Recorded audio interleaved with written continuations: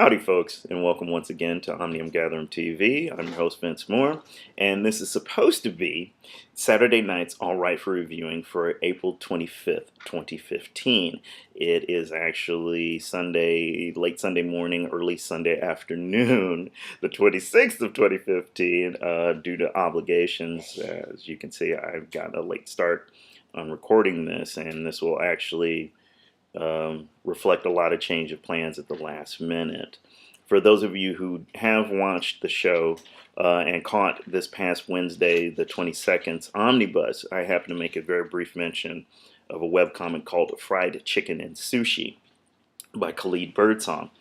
And I wanted to do a little bit more of a better review, partly because I actually really enjoy the strip, and partly because I had communications with Khalid. I've known him for years, for the sake of full disclosure on that one. And he wanted a review that could be shared with a younger audience, and since I have other mentions on the Wednesday Omnibus, I agreed and really thought quite rightfully to do it, a broader review of Fried Chicken Sushi for the Saturday show.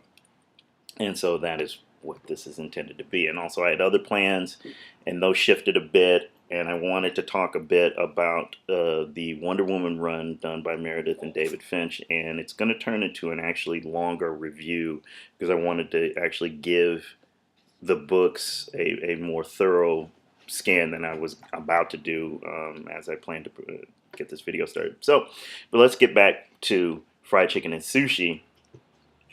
And so, in case you hadn't watched the Wednesday broadcast, Fried Chicken Sushi is the story of a young man by the name of Carl, a young African-American gentleman who was a struggling cartoonist and also a teacher. And since neither job was paying him very well, he took an opportunity to become a teacher of English in Japan. And it is loosely based on Khalid's own life and adventures in Japan. And as you can imagine, once Carl, the character, arrives in Japan, all kinds of hilarity breaks loose and ensues, given the fact that this is a 6-foot-tall black man in the land of Japan, where everything is not necessarily built for him physically, as well as the various cultural differences. And a lot of the comedy really is the comedy of human errors. It's the comedy that comes out of the clash of cultures. You know, meeting his fellow teachers at the school where he's assigned out in the Japanese countryside provides a lot of the humor. Particularly, I was very fascinated by the principal of the school, known as Principal Glossy Gleam, for the fact that this gentleman is obsessed with or has some kind of power to actually shine and glow. It's almost like he went to the spick and span school of school administration and came out with this beautiful glossy gleam, which lends him his name. And the various adventures in teaching English. And the strip recently finished a 5-year basic run, which sort of told the story of Carl's initial journey to Japan and how he fell in love with a beautiful Japanese girl. But along the way, we got to meet a very interesting cast of characters. Carl's friend back in the United States, Jay, who is a video game designer and programmer, as well as a Japanophile,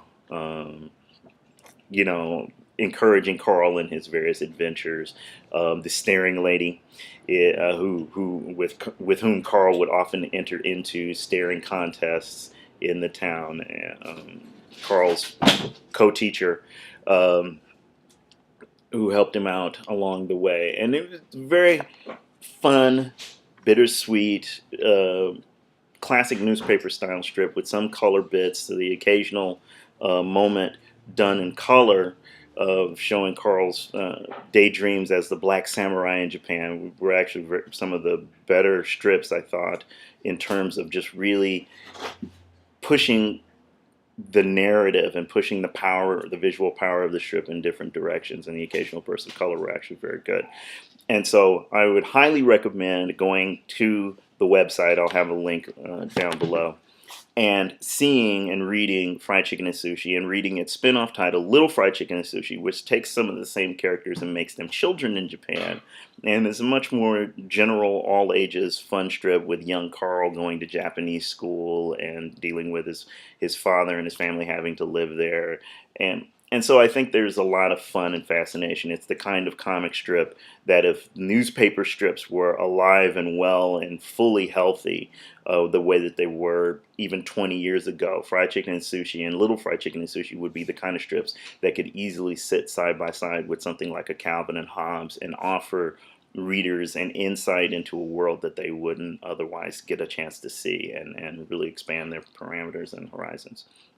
And so with that, I will draw to a close this week's edition of Saturday Nights All Right for reviewing for a beautiful Sunday afternoon here in Southern California. As always, folks, I thank each and every one of you for paying attention with all the various and sundry noise that my cats are making in the background to these videos. Thank you for those of you who have subscribed or even choose to recommend. And until next time, folks, namaste, y'all.